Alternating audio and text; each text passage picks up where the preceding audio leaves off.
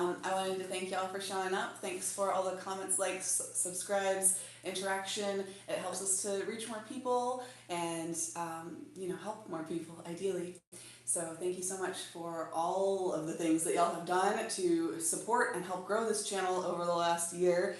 It's been really incredible. Today is day 2 of the daily tarot reads that I was going to be doing, and so I have the camera at a funky angle today to have it right up in my face so that in the event that we have a bunch of comments coming in that I would love to have a moderator to deal with, maybe I can actually interact and respond this time.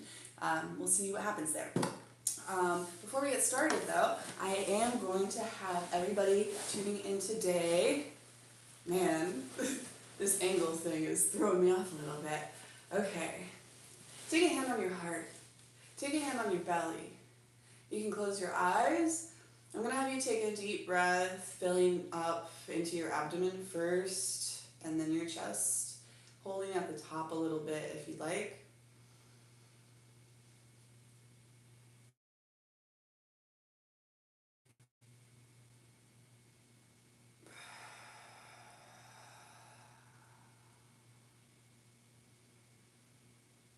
Beautiful. Thank you for joining me for that.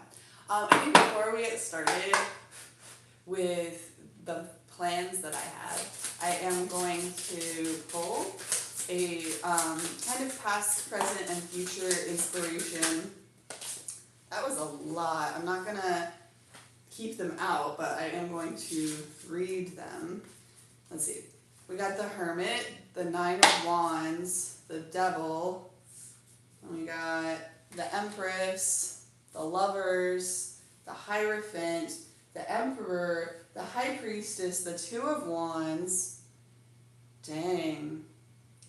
Yeah, that's funny that these are grouped together, the Devil, the Nine of Wands, and the Hermit. It's like the burden, the isolation, the temptation, right?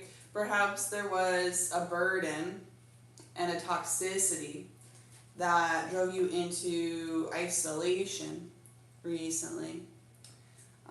With this Emperor and Empress combined, with this High Priestess and this Hierophant combined, those are two different counterparts. And the Lovers card. The Lovers is a choice. It's not necessarily a love card. But in this context, I would absolutely say that this has to do with actual, literal companionship and counterparts. So the Emperor and the Empress are very grounded, almost giving Pentacles type of counterpart energy. There's some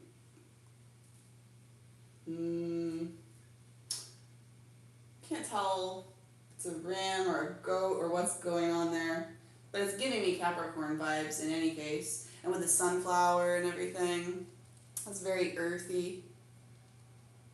And the Empress has a crown, which is just, very pentacles, very earthy in the civilizational kind of sense. Sorry, I just had a fly right up my nose. Okay. Two of Wands is a card of kind of looking into the future, right? Okay, so I'm definitely getting a toxicity, an exhaustion, an isolation. And then there's something about counterpart energy and setting an intention and making a choice to what? What is this choice, Spirit? Freya, Folly, Michael, Mary, please be here with me now. Please allow me to tap into the collective tuning in here today. Please allow me to channel a message in alignment with their greatest and highest good, balanced with that of the collective at large. Thank you for your blessings. Thank you for your insight. Thank you for your protection. Thank you, thank you, thank you. Yeah, so if the collective tuning in here today has like love on the brain, I don't know, maybe not the brain, but love on the something, then what exactly is that about? Because love and companionship and counterpart energy can be taken a lot of different ways and can mean different things to different people. It's very important to make sure that if you ever find yourself in a situation of companionship, that you keep that in mind, and that you clarify and like find a way to determine when like you're not on the same page with the definitions of very important words with people that are in your life. Or it's sometimes like it's almost as if you don't speak the same language to such a degree, and that you have so many divergent foundational assumptions that it's kind of almost impossible to even get to that point of agreeing that you have a different definition for a word. And in those cases, you still need to like trust your own discernment in that arena at least. So for the general energy, we're getting the Magician in the recent past, the Queen of Wands in the present position, and the Knight of Coins in the future position. That's lovely. It's kind of a recognition of finding, discovering, acknowledging, utilizing, stepping into your capacity as a creator, as a frequency generator, as somebody who lives from the inside out. And then in the present position, the Queen of Wands, she's like a community, she's like the spoke of a community. She's like the inspiration. She's like the life force behind it. It's like magnetic and yeah, she weaves community, she weaves connection, she stokes fire and excitement and productivity and love, but like not in the most grounded sense, not in an ungrounded sense. That's the beauty of fire, right? It's like wood underneath and then all this like hot spinning air at the top. So it's in the middle. It's like the combination of the forces of like inspiration and decay. It's this, it's kind of giving me decomposition, like composting. But a lot of people think of composting in like a negative sense because of the way that we have conditioned ourselves to speak about dirt and soil and death and, how many minutes are we in? Almost 9 minutes in, that shouldn't affect the flagging and stuff, so cool. But yeah, it's like you found this recognition of your ability to live from the inside out, and then in the present moment, you are stepping into that, and not just in a way of like recognizing your power and your discernment in your isolation, in your exhaustion, in your avoidance of the toxicity, but now also bringing that inside out way of life into the community at large. Probably not like everybody and everything, not the community at large, but maybe a different community at large this time, you know? It's like you're finding a way to move with your knowledge and your discernment in order to find yourself in the communities that actually serve your greatest and highest good, that actually serve the greatest and highest good of the collective. Because like sometimes it's not that you're bad or necessarily doing something wrong, and sometimes it's not even that somebody else is necessarily bad or doing something wrong, but some energies, some situations, they just don't fit, they don't align, they don't resonate, they don't belong together. It's not efficient, it's not healthy, it's not good for anybody. So there's that. So we go from the Magician to the Queen of Wands, and it's good. It's like this energy building, but if you just stay in that fire energy forever, I mean, it's the Queen of Wands. I guess theoretically the King of Wands is a little bit ahead of that in a way, but there's really not much further for you to go as far as filling yourself up with fire and filling yourself up with hot air. That can be useful. It kind of reminds me of something we were talking about in the reading yesterday about rose-colored glasses. You might need that levity to move yourself from one place to another and to maintain a positive perspective throughout a challenging process, and to stay committed to and aligned with and like focused on your goals and stay motivated with it and everything. But moving into the near future with the Knight of Coins, that's like a very slow, stable, reliable, putting one foot in front of the other, practical, grounded, earthly energy. So it's important that you've gone through this process of acknowledging your magicianhood and of going through this transformational process of like developing this magnetism and this leadership and this beauty, not just in a physical sense, but in a fire sense. It would be like spiritual, and it would be like a abundance of life force. It would be like you're sparkly, not like you have a bunch of glitter on your face, but like you're shining, you're glowing, that kind of thing. And so we went from like a spark with the Magician to like a transformational fire with the Queen of Wands, and eventually that fire is going to die down, right? And the fire is going to go away. It's not going to be warm anymore. It's not going to be intense anymore. It's not going to be running hot and fast anymore. And sometimes there are times and places where hot and fast is good and useful, you know, but you are being told that this is not going to last in the way that it is currently.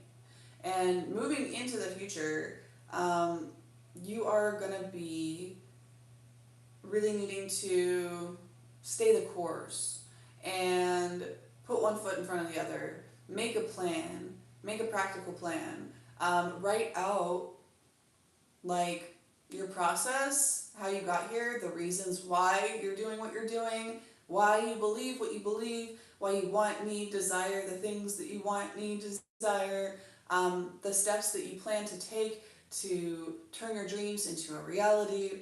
All of that stuff needs to be grounded, needs to be dissected, prepped, planned.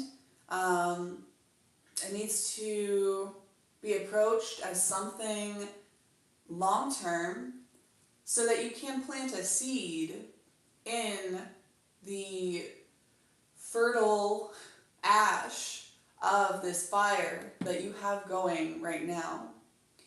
And if you plant that seed with intention and with, I guess strategy could be the right word, with a plan, then it's gonna bode a lot more well for you than if you just kind of tossed that seed out the window and was like, you know, wherever it works out, wherever it ends up, whatever, wherever says yes, wherever it works. That is not the intention for you right now. That is not the intention Spirit has for you at this moment. And moving into the near future, especially. The intention is to help you recognize your magicianhood, to help you recognize your queendom, to help you recognize the power and validity and importance of this grounded, integrated, vital energy that you're developing, and to use that fire to create this plan, to create this clarity, to funnel that in here. There also might be some kind of like rage, anger, heat kind of emotions that you're being invited to alchemize into a practical plan around how you want to plant seeds and inspire people and grow things. Do we have any numbers out on the table? We have 1 from the magician.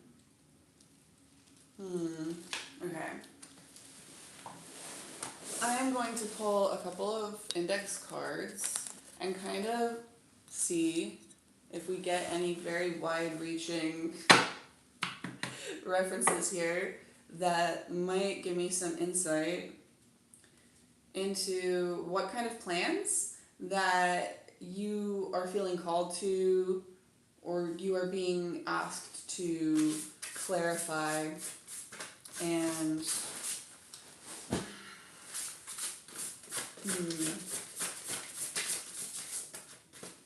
negotiate. It's also a letting go of this like super controlling, like stressed out kind of shame and fear and performance based motivation. I guess that's the thing here, right? Is as you recognize the importance of your sovereignty and your vision and the desires and dreams that God has instilled within you, you recognize the importance of clarifying that communication and putting that out there for the people who need it.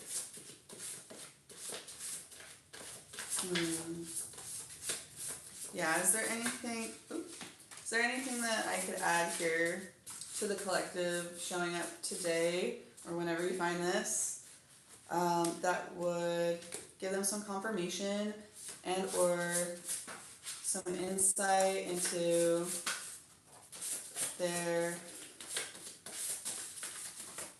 plans? Okay.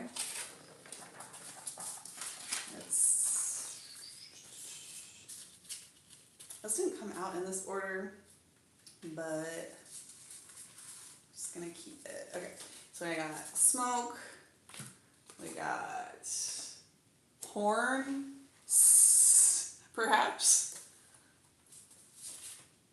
ham, myrrh, that's a wrap, drain, stop. Oh my gosh. What an interesting collection here.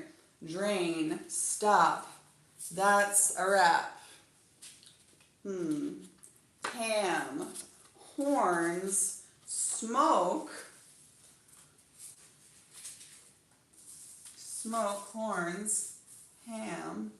And I'm getting, I mean, I don't know, it might have something to do with pork and pigs and stuff like that, but what I'm actually getting more right now is when people are talking about like cameras and like people hamming it up and like kind of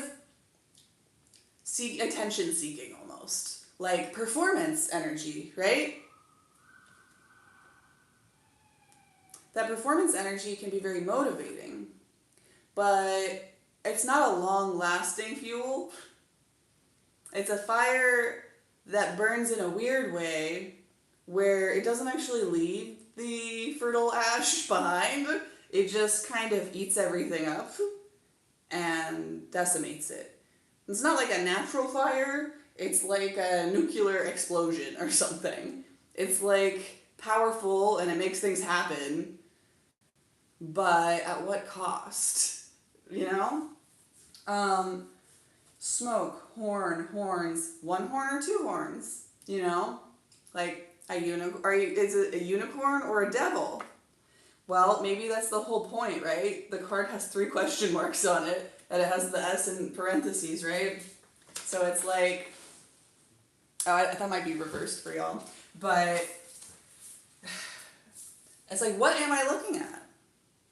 This is like performative, It's like smoke and, well, there's no mirror card here, but it's the smoke card. Smoke and mirrors. Performance. Is this a unicorn or is this the devil? And then myrrh. I don't actually know what the specific like spiritual meaning implications are if you Googled it. Perhaps I will do that.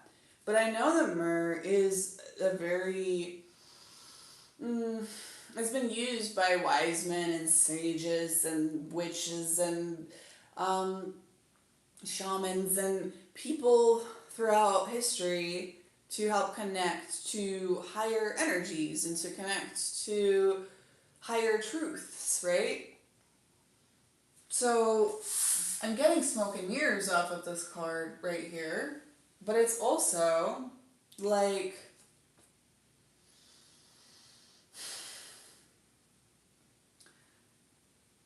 is it smoke and mirrors or is it myrrh incense? You know? Is it a unicorn or is it the devil? Is it a spiral ham at your Christmas dinner or is it a performer, a performance, a manipulator, a manipulation, a man behind the curtain, a man with a mask, a woman with a mask, capital M, you know what I mean. And then drain, stop, that's a wrap. Oh my gosh, okay, I see it now, I get it. So, smoke corns ham, you were in a situation that caused you to question yourself, the world, a lot of things. Question what you're seeing, what you're hearing, like questioning your own intuition, questioning your own sanity, questioning something, and it brought you into a space of such like frustration, confusion, annoyance that you came to ask questions. And you came to ask questions from a higher perspective and a higher power. And you went through that ritual process. It may not have actually been praying with myrrh incense, but symbolically speaking, I'm sure that you took some sort of step, some sort of method, some sort of effort if this reading is resonating with you today. And so after you went through that process, you asked Spirit a question, and Spirit said, drain, stop, that's a wrap. That seems pretty self-explanatory to me. Yeah, it's a very straightforward answer.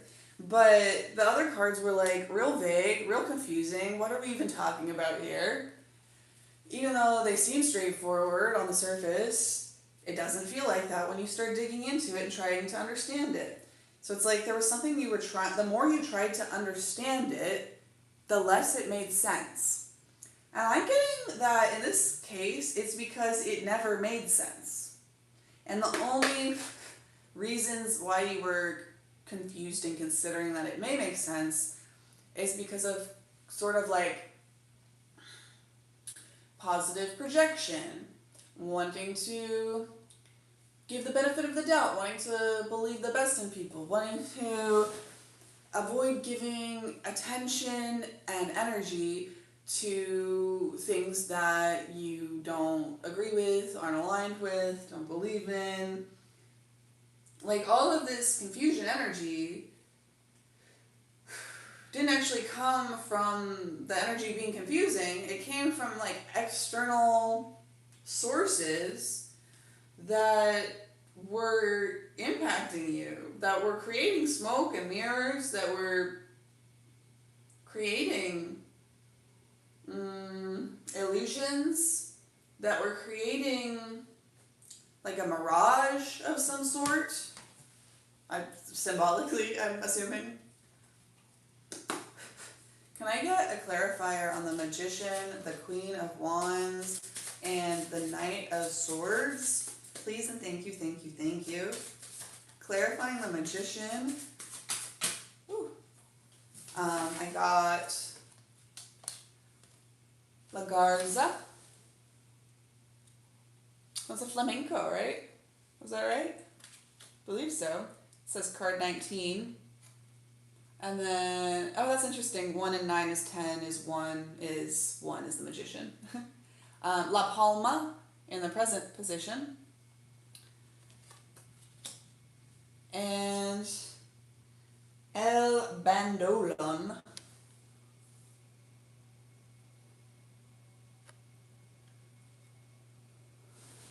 A string, a wind instrument of some sort. A winged instrument of some sort? Excuse me. Okay. So, the flamenco in this card is reaching its head down into the waters. It's like out of its way. I mean, it's got long legs, it's designed for it, but, it's out of its way.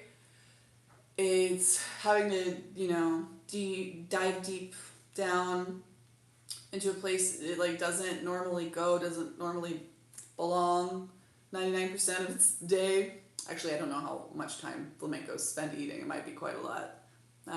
Take that how you will. But you had to go through an awkward process to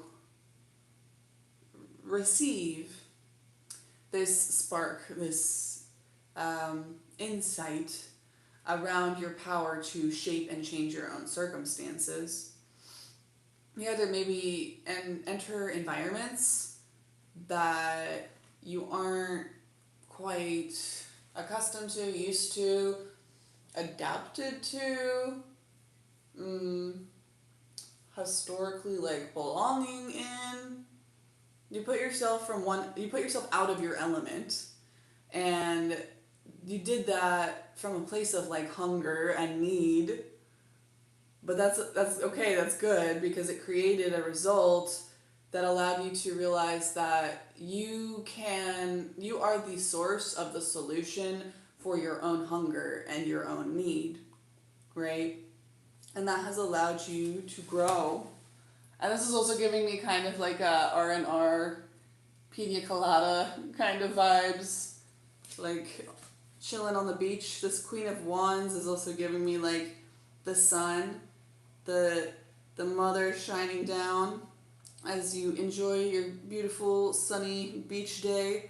So right now might be hot, it might be intense in some ways, but I feel like you're probably in a pretty enjoyable situation in this present moment. Definitely doesn't seem like you were in the recent past. It was emergency, it was challenge, it was not great. And then in the future position with the El Bandolon, I'm not really sure what the equivalent of this would be in English. Do we have this instrument? It sounds like it's guitar, mandolin. I don't know. It might be its own thing. But a string instrument here. So it's giving some air energy, some swords energy, some communication. Knight of Coins. Taking concrete steps. And I said, what kind of plans, what kind of steps? Can I get some clarification on what kind of plan and what kind of steps? So in the recent past, you had this situation that was weird where you took yourself out of your element and were forced to find your power and your strength from a place of need and desperation and hunger. And through that process, you got to experience this other extreme, take that power, bask in it a little bit. But it's not just because you have that awakening, you're perfect and healed and everything's good and all the solutions that you come up with and everything that you have solved is just gonna set you up for the rest of your life and you're good now and you're done. No. No matter how much you learn, no matter how much you grow, no matter how much you achieve or accomplish, there will always be more stuff. Especially the more you achieve, the more you accomplish, the more things are going well for you in your life, the more challenges you will have, the more opportunities for things to go wrong and drama and challenges and issues that pop up. But that's why more obstacles show up in those situations because you have proven to the universe, to spirit, that you are responsible, that you are capable, that you are ready to hold that responsibility. And so just because you're kind of feeling this extreme, right? This transition from this place of a lot of pain and hunger and struggle into this place of a lot of relaxation and enjoyment and pleasure and life force and radiance and magnetism, you're going to have to commit to maintaining that, right? And so what are those steps, putting one foot in front of the other, that are going to help you to find that temperance and to bring this magician and this Queen of Wands energy into the future with you in a productive, sustainable, long-lasting kind of a way? And so I'm getting from this El Bandolan a bard energy there. And so this might be quite literal. Perhaps you are a musician, perhaps you are a singer, songwriter, perhaps you have very little exposure and experience with that world, but you feel called to like the therapeutic element and aspects of it, and so you want to explore it more, and you want to master new skills, and you want to learn from that, process. And it might be a little bit more symbolic or metaphorical in some way, but in either case, it's like about your goals, and you're putting one foot in front of the other, is about expressing yourself, is about singing your song, is about singing your song, your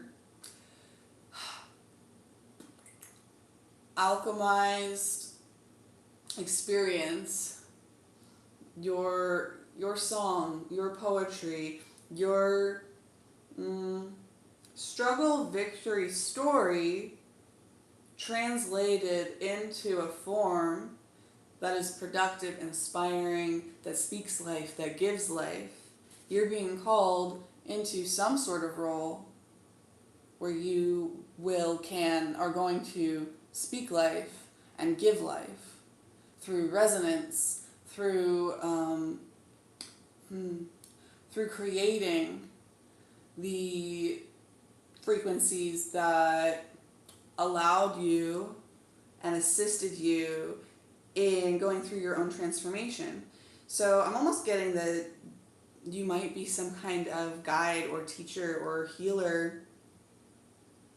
Yeah, like you could be a sound healer, you could be even like a massage therapist or a tarot reader or something.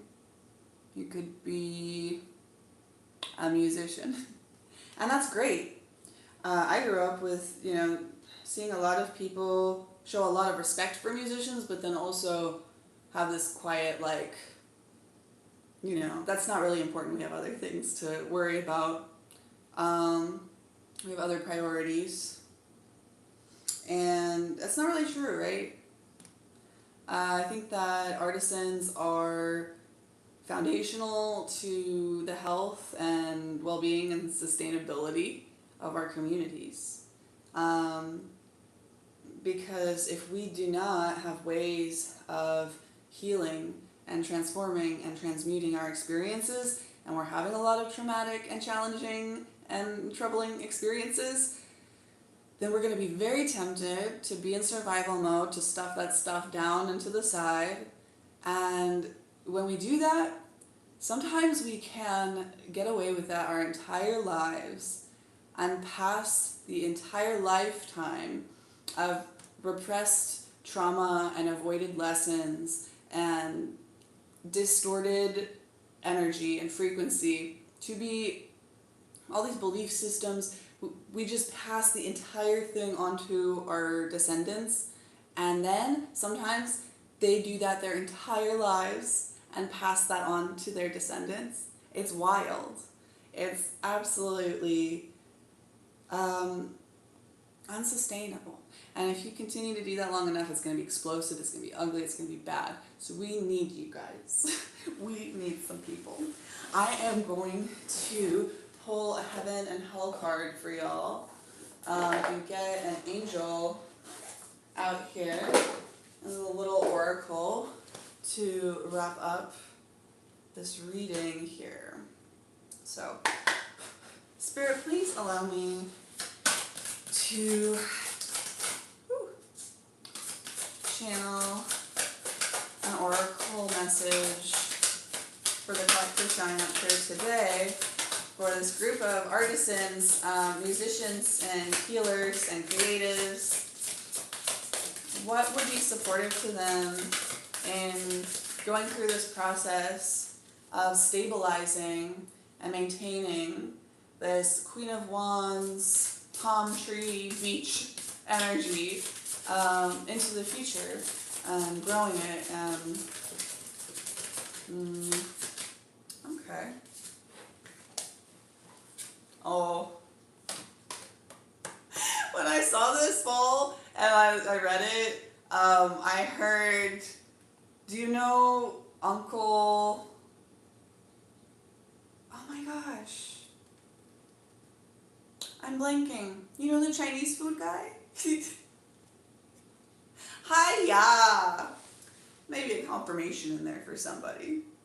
But also, when he does that, it's kind of like confusing and like, is that offensive or not? Are you allowed to do that or not?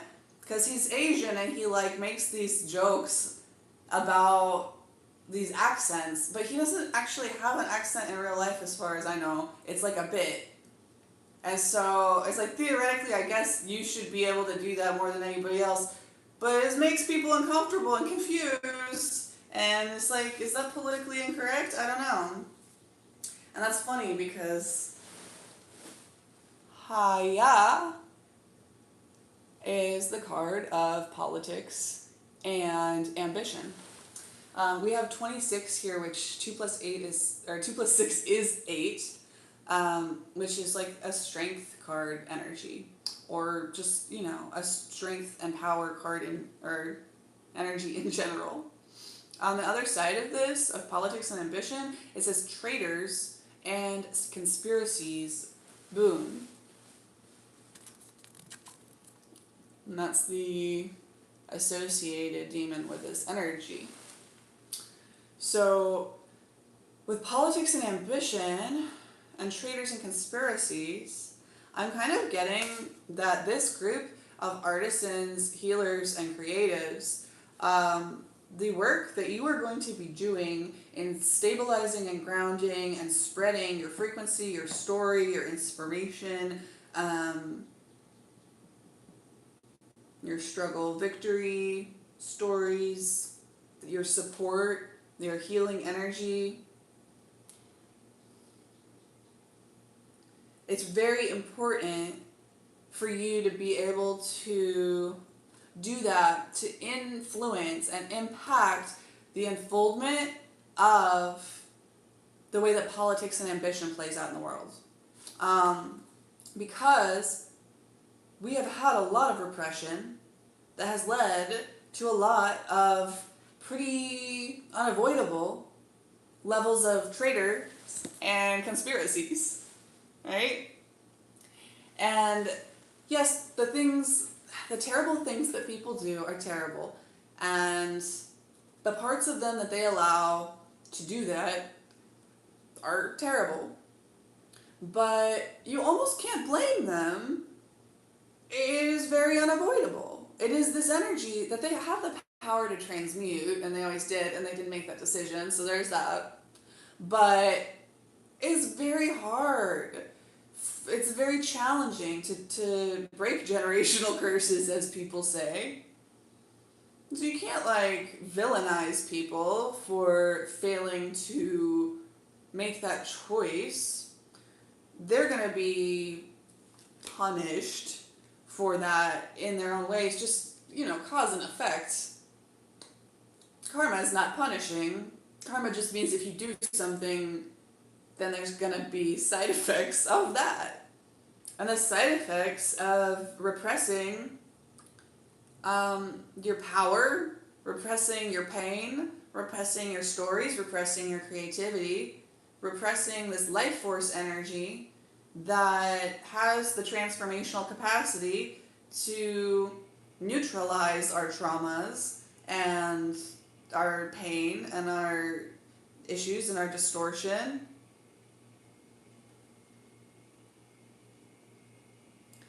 All of the greedy, selfish, performative, clout chasing, like communal narcissist type of energies that have become extremely prevalent in our society and have shown up in very dark, inverted, twisted ways. Like, undoubtedly at this point. You are the solution. I mean, we all work together, but we need you. And I know probably a lot of you have been told for a long time that art and music and healing is something for after. It's something secondary. It's something complementary. It's something additional. But it's not. It's foundational. It is feminine. It is the mother baby energy. It is the energy of transmutation. And as much as we need traditions and elders and boundaries and these kind of outside, we have plenty of those right now. We have more than enough of those right now. We need you. We need the creatives. We need the healers. We need the bards. And we need you to believe in yourself and the power behind your pain and your process. You need to believe in that. We need you to believe in that. And we need you to learn how to stabilize and strengthen that. Because the work that you do and the work that you will continue to do and that you will put one foot in front of the other to continue to build slow and steady day by day is going to change the world, is going to change politics, is going to change the way that civilization operates. And it may be in loud, dramatic, obvious ways, and it may be kind of a thankless job where you're doing frequency transmission and energetic transmutation for the collective that they may or may not ever see, right? But I do believe that we're coming into a space where it's going to be more and more light shown on these things and harder to avoid it and to not see it. And so I do believe that if you continue to do this work from this place in your heart that knows that it's important and that it's vital and that you have to stay committed to it whether you get the support and the validation externally or not, you need the patience, you need the faith, you need to be able to put the work in on the front end to put your head down and not check results and do it for the love of it and do it for the commitment to it and do it for the love. Do it for the love of it. Don't do it for the recognition of it.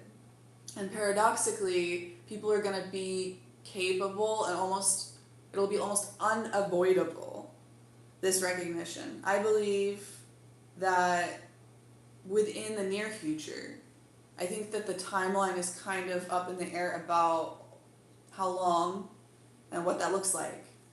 But I do believe it is inevitable in one way or another for people to recognize the vitality, the foundational importance of this feminine, transformational, frivolous energy. And I'm pretty sure that there are other things that we can and should and will do to create these big changes sociopolitically, but I do believe that you're the seed. You're the strike on the bell. You're the foundation. You're the bottom of the pyramid. I don't know if we want to go there, but we need you. You're radically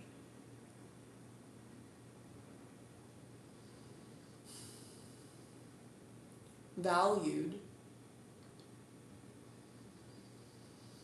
You're where the life force and the essence and the energy comes from that we use for our practical aims, for our politics, for our ambition, for our ambitions. And so you may also need to be mindful of the fact that you do have so much power. And that can be taken advantage of and used negatively. The people, this is a kind of a dark example, but I saw a clip the other day I don't know where I was, but it was of Epstein talking about how women have this capacity to understand things that seem unexplainable and illogical, and that they're different and they have these powers that are important and they're valuable, and he doesn't have that capacity, right? But people in his arena generally tended to see that as like, yes, women have these specific, special tendencies, abilities, powers, and when they see that, they see you are powerful, you have something I don't have, and I'm in a competitive mindset, that's how I look at the world, and so if you have something that I don't have, then I want to use you, right? It can kind of be a kind of sycophancy, but I think it's also this like resentment of the mother, resentment of the power, resentment of the impotence that you feel in the face of the goddess. And I think that that's why men like Epstein chose to pour into, like he helped these women's careers so much. He had real intellectual conversations, like he was a real person that had like really connected with people. He was nuanced and complicated, and he was also a monster. And that's how all monsters are, as far as I've ever witnessed. And when people try to minimize that and simplify that, I really think it does a great disservice when we go from one extreme of ignoring and enabling these things and then totally villainizing it and not understanding the nuance of how we got here. So it's like he's valuing and pouring into these women in order to get them to voluntarily give up their essence that he doesn't have a natural access to him, giving that creative power, giving that energy over to impotent, controlling, competitive, performative, shame-filled, arrogant, dangerous people, so that they can use that energy to achieve their aims, right? And so if you have this feminine power and you are creative and you have this foundational role in society to create the seeds energetically, to put out the frequencies, to put out the inspiration, to put out the thought patterns, to put out the struggle victory stories that change society, if you have that type of power within you, then you have a great likelihood of people targeting you to siphon, to extract. And so you also have to be very mindful that you don't get so caught up in this belief that your storytelling is so important and powerful that you should just go ahead and put that power wherever you feel like it's going to be utilized to the greatest extent and make you big and make you impactful. That is how these like celebrities and the women that Epstein worked with and stuff, it was like they made a deal with the devil because of their pride, because of their spiritual narcissism, because of their, you know, like diva complex, because of their holier than thou attitude, because of their entitlement, because they believe, you know, I have value and I work hard, and so I should have the best of the best and I should impact the most of the most. And if you fall into that type of energy, it's very easy to fall into it and not recognize. That's usually how that works, especially with creative types. So it's important to be mindful as you're moving through this, as you're stepping into that power, acknowledging it, and putting it on the pedestal it deserves. But also, do not get so carried away that you become an easy instrument for the devil that allows you to be seduced by power and influence of others. Like, you need to remain in your essence, in your purity, in your truth, in every moment, and like check in with your body and feel in every expression, every creation, everything that you're doing, everything that you're generating. Does this feel like it's coming from the right place? Does this feel like this is coming from the place that I found when I was in this magician, Queen of Wands place? You know? And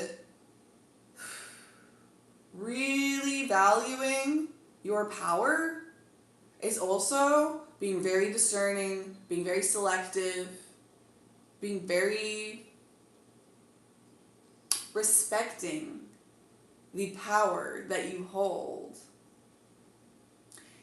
and the potential that that has for good and bad. You are fearfully and wonderfully made. As in, you are wonderful and you are fearful and you have all of those capacities within you. Oh my goodness. 52, 22. The candles are like reflecting off of that. Anyways, past 50 minutes on the clock, and I've only pulled like 7 cards plus the index.